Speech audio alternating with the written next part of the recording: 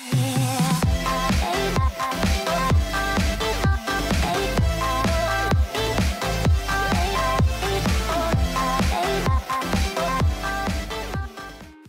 guys, how's it going? My name is Darren, and I want to start a series where I talk about combat rogue tricks within arena or battleground settings, where I tell you guys some of the tips and tricks of what I do as a combat rogue in order to excel at playing my spec and class and improve myself in PvP.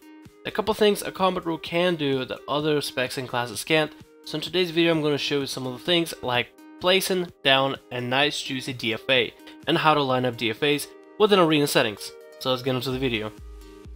In this clip I'm going to show you how to prime a DFA.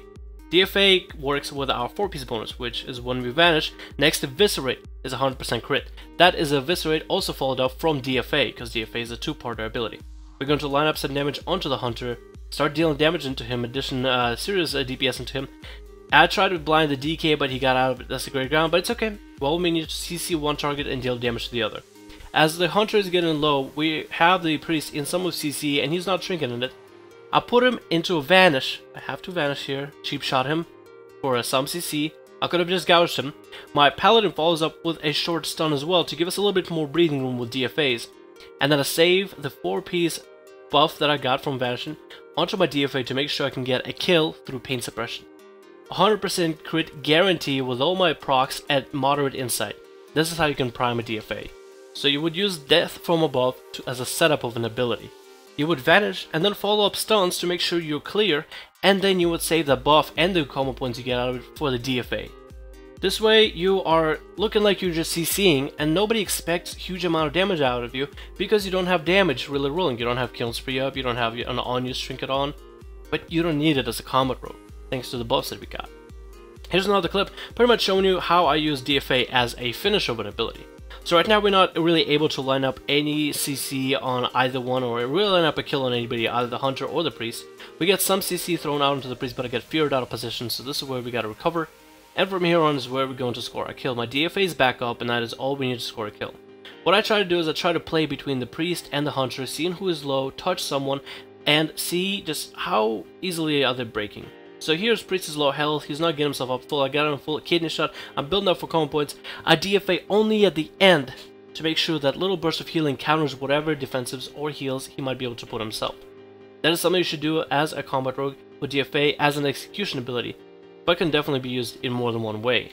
If people have been telling you as a combat rogue you have to be building inside, that is true, but because of our 4-piece bonus and DFA the way it scales with our gear being almost fully on our gear right now, in this clip I was mostly like a bunch of greens and a lot of last season's arena gear. DFA can honestly be used without any insight advancement to chunk off enemies' health. As you saw, I got into moderate insight, and that's honestly what I'll need. We got pain suppression out of the hunter, so I'm going to sit onto the priest for a little bit until pain suppression is gone to make sure I don't waste my ability. As the hunter is out of the bubble, well, this is what I'm just going to do. I'm simply going to land some damage, vanish DFA, I vanish DFA to make sure I get that 50k crit, chunking him, putting the other team in a bad position, and all we have to do is line up some CC onto the priest. That it was easy as easy gets, as it goes from blind into a trap into a stun, and I kill speed just to make sure I stay on the hunter. That chunking of DFA was really all we needed in order to line up this like kill spot, kill area, the juicy amount of health for the kill.